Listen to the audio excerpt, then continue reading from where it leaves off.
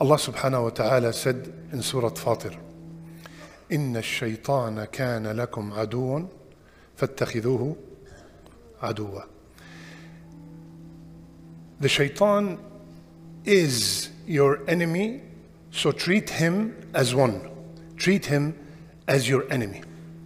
Ibn al-Qayyim, rahimahullah, he said, and please lend me your ears because it's very important, especially for my young brothers and sisters.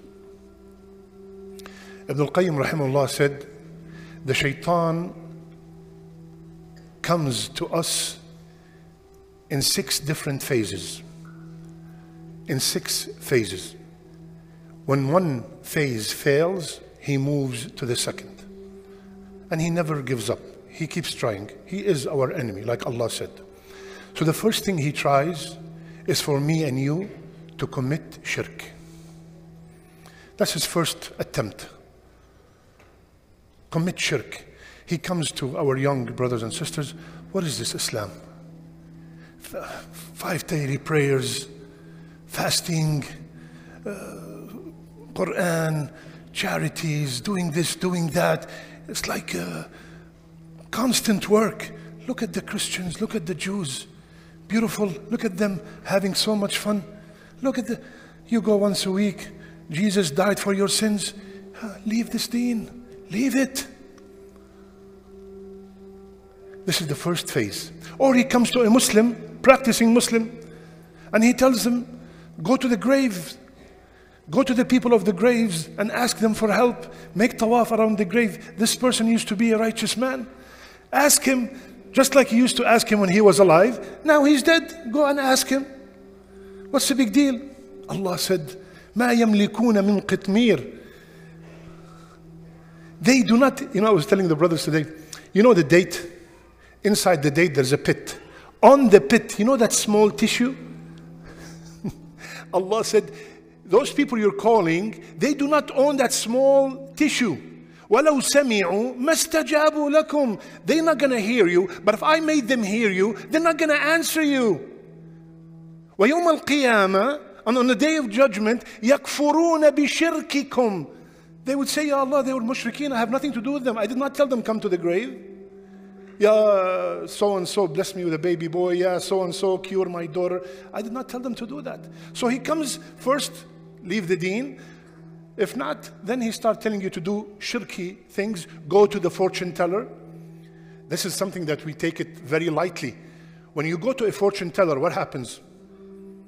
What happens? Rasulullah ﷺ said, if you're just going there, like sometimes people go for a vacation and they see a hand on the window, right?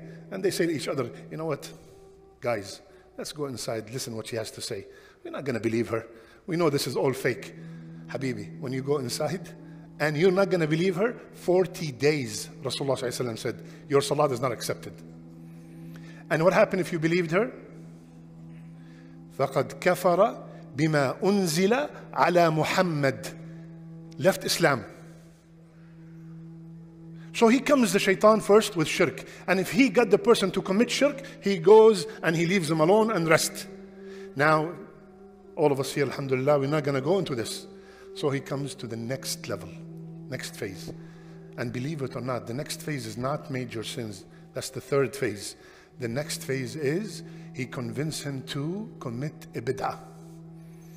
Start a bid'ah in the community. When you start a bid'ah, what are you doing? You think you're doing something great, right? Not only you think you're doing something great, you're inviting others to do it with you. And the shaitan loves the bid'ah more than the major sin. Why? Because the major sin, when I drink alcohol, I know that I'm committing a major sin and I'm going to repent. But the bid'ah, after we finish salat, we all shake our head and we start dancing. Allah hay, Allah hay. Everybody's mentioning Allah. Yalla ya shabab. What's wrong with that? How can I repent? I'm saying Allah. How can I repent from this? So he loves the bid'ah. He pushed to do a bid'ah and start a bid'ah and spread the bid'ah. And it sounds so beautiful and everybody follows. He loves it. If he comes to people like us, no shirk, no bid'ah, then he comes and pushes them to do a major sin. Gamble, drink alcohol, have an affair, go into riba. All those major sins. You know, you have donated so much money. If you drink a little bit of alcohol, or you buy $1, just $1 lottery, all those sins all the things that you have done so good, because of this, it's gonna be gone. What's the big deal? After you finish this sin, go and make istighfar. Go and make istighfar. Allah forgive, and He gives them an ayah. وَمَنْ يَغْفِرُ الذُّنُوبَ إِلَّا اللَّهِ. It's no big deal. No shirk, no bid'ah, no major sin. He's not going to touch me. Then he comes to the fourth phase. Doing a lot of minor sins. What's the big deal? It's a small sin. You know how this is, subhanAllah. She's like my sister. She's like my sister. I start joking with the girl in the office. And we're only having fun. And she's like my sister. My brother, the only woman that's like your sister is your sister. That's the only one that's like your sister. They start like this, minor sin. I didn't do anything. I'm just joking around. Next step, let's go have some coffee. We're going to discuss business. Or some students, we're going to discuss some hadith. I want to check with you some hadith. Let's go to Starbucks, discuss a hadith alone and have some mocha. And then one thing after the other, it goes to the major sin. So he keeps whispering until you do a lot of minor sins. He cannot touch me with the minor sins. No way, no how. No shirk, no bid'ah, no major sins, no minor sins. Then he comes, subhanAllah, then he comes and encourage me to do a lot, excessive halal things, mubah things. Playing basketball, playing soccer is halal. Nothing wrong with it. Keep playing. Keep playing. You come to our young people. Play. Salat is gone. Right? They're playing a video game. My video game brothers. I'm not going to ask you to raise your hand. He playing video game. Halal video game. Safe video game. Half an hour, 45 minutes. Mama, come to dinner. Mama, come help me. Leave me alone. You see that halal thing led him to haram, because disobeying the parents is haram. You see, do a lot of this. It's nothing. What are you doing? You're playing soccer. Soccer is halal. You're not doing anything. Do a lot of that. After he comes to this and he finds out that, you know what, this guy is organized. He have time for this, time for this, time for that. I cannot even get to him. He comes to the sixth. He never gives up. What is the sixth one? He will convince you to do less rewarding things than more rewarding. For example, alarm went off for Fajr. I'm opening the door and I'm going to go to pray with the Jama'ah. Wake up your wife. Pray together at home. MashaAllah, you are from the people of Fajr. You know how many people miss Fajr? Why you want to go to the masjid?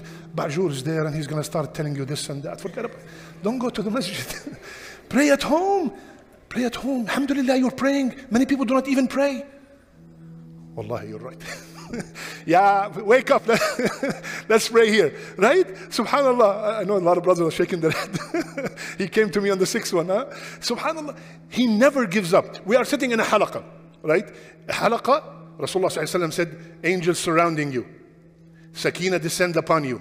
Tranquility descend upon you. Allah mentions your name. He tells them, forget about the halaqah. Sit down and read Quran. Quran. You have to finish this Quran today. Reading Quran is excellent. But which one is better? Because the halaqah, Rasulullah said, get up after the halaqah, like we're doing right now. Rasulullah said, at the end of the gathering, you will be told, get up. All your sins are forgiven and all your evil deeds are switched into good deeds. And he convinced him to go and sit alone or stand outside in the parking lot and talk and miss something like so valuable. So the point is, ya akhwan, you know how when you hire somebody, you ask him, how many years of experience do you have? 20, 30, 40, 50 years of experience. The shaitan have, since the day of Adam, experience. Hundreds and I don't know how many thousands of years of experience in deviating people. So we have to counterattack. How do we counterattack? By constantly remembering Allah, by constantly being in the masajid and listening to those short khatiras that will enforce us, bring us close to Allah. May Allah keep the shaitan away from us and keep the shayateen away from our children and from our families and our community. May Allah keep the shayateen of jinn and the humans from our community. Ameen ya Rabbil Alameen. Jazakumullah khair. Assalamu alaikum wa rahmatullah.